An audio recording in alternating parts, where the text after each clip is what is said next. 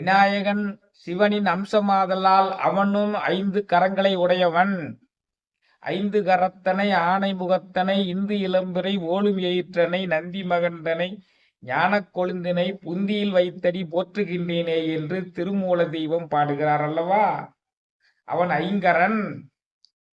படைத்தல், காத்தல், அழித்தல், மறைத்தல், அருளல் என்ற நிறங்கள் ஓர் 5 அம்சமாக இருப்பதால் அவனும் 5 கரங்களை உடையவன்.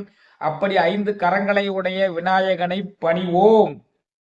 எதற்கு பணிவோம்?